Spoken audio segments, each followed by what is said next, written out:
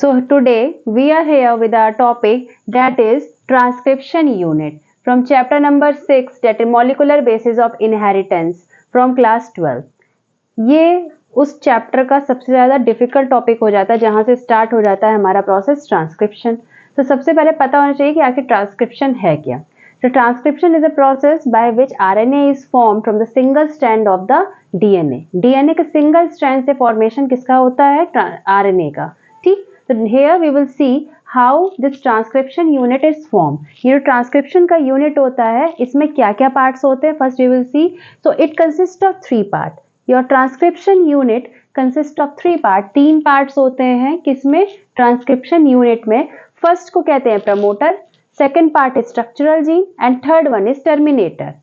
Promoter, structural gene, terminator. ठीक, अब जैसा कि हमने तब से डिस्कस किया है कि जो आरएनए का सिंथेसिस होता है वो होता है हमारे डीएनए के एक स्ट्रैंड से। DNA is double stranded, DNA के पास 2 स्ट्रैंड्स होते हैं, डबल स्ट्रैंड्स होते हैं। बट जब आरएनए का फॉर्मेशन या ट्रांसक्रिप्शन का प्रोसेस हो रहा होता है तो दोनों में से एक ही स्ट्रैंड होता है जो आरएनए के फॉर्मेशन या ट्रांसक्रिप्शन में हेल्प क्या हम कह सकते हैं कि जो पूरी तरह से इंगेज होता है जाके, और एक स्ट्रैंड इससे अलग रहता है। ठीक, तो फर्स्ट ऑफ ऑल समझने की बात ये आ जाती है कि आखिरकार आरएनए में हम लोग डीएनए के दोनों strand, why we are not using both strands of our DNA for the formation of RNA और for the process of transcription.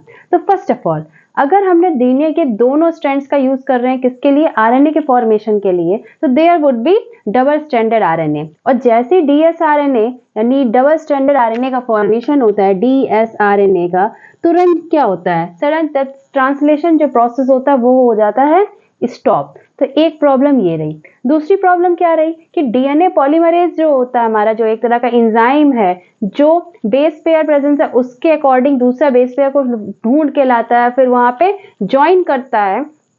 अब उसके लिए टास्क बहुत ज़्यादा डिफिकल्ट हो जाएगी, क्योंकि अगर दोनों ही स्ट्रैंड डीएनए के वर्क करेंगे एज टेम्पलेट, तो टेम्पलेट वर्क करेंगे तो पूरी मशीनरी हो जाएगी कंफ्यूजिंग। तो these are the we can say 2 things why RNA is not involved with 2 strands of DNA.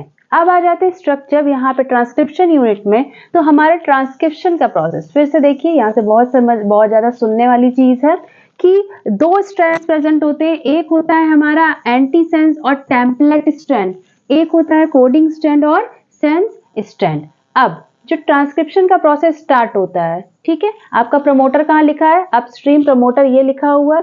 तो जो ट्रांसक्रिप्शन का प्रोसेस स्टार्ट होता है, और ट्रांसक्रिप्शन के प्रोसेस में होता क्या है? जो बेस पेयर प्रेजेंट होते हैं, इसके बेस पेयर रहेंगे, इसके बेस पेयर रहेंगे। तो जो बेस पेयर प्रेजेंट होते हैं और आरएनए पॉलीमरेज जो हमारा एंजाइम वो जाता है रिलेटेड बेस पेयर लेकर आता है और उसको यहाँ पे आके क्या करता है? अटैच करता है। देखिए डिफरेंस क्या रहता है, आपको याद होगा कि एडेनाइन के साथ थाइमिन डीएनए में अटैच होता है, लेकिन यहाँ पे आरएनए की बात हो रही है, एडेनाइन के साथ अटैच हो जाएगा यूरैसिल। क्या अटैच होगा? यूरैसिल। तो प्रोसेस स्टार्ट होता है यहाँ से।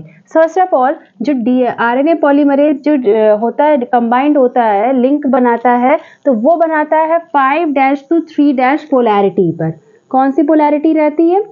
5' to 3', और ये पोलैरिटी देखी जाती है कोडिंग स्ट्रैंड की, ना कि टेम्पलेट स्ट्रैंड की। टेम्पलेट स्ट्रैंड की यहाँ पे पोलैरिटी दिखा रहा है 3' to 5'। ये एंटी पोलर है, देख रहे हैं कि दोनों की पोलैरिटी सेम है। तो कोडिंग जो हमारा ट्रांसक्रिप्शन का प्रोसेस स्टार्ट होगा वो होगा 5' यानी यहाँ इस एंड से इस तरफ। ठीक, और आरएनए पॉलीमरेज कंबाइन कहाँ होता है? जाके हमारे ऊपर वाले स्ट्रैंड में, जिसको हम लोग क्या कहते हैं? Template strand. ये it is acting as a template strand from which the other base pair would be joining. ये टेम्पलेट का काम कर रहा है, ये कोडिंग स्ट्रैंड। अब आ जाता है कि चलिए टेम्पलेट स्ट्रैंड का काम तो है कि वो ट्रांसक्रिप्शन में इन्वॉल्व है, तो भाई दूसरे स्ट्रैंड इस कोडिंग स्ट्रैंड की क्या जरूरत है?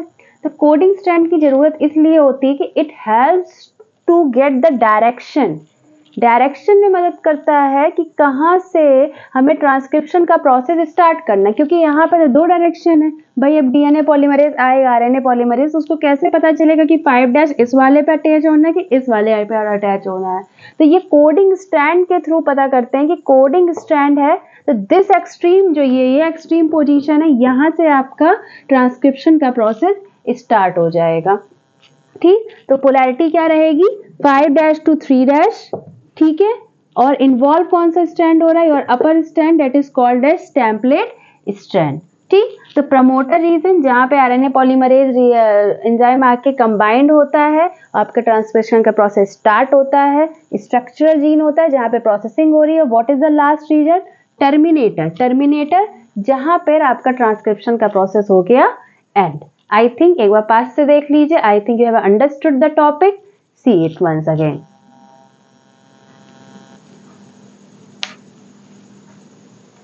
Hope you understood well. Like, share, comment, and please don't forget to subscribe. Thank you.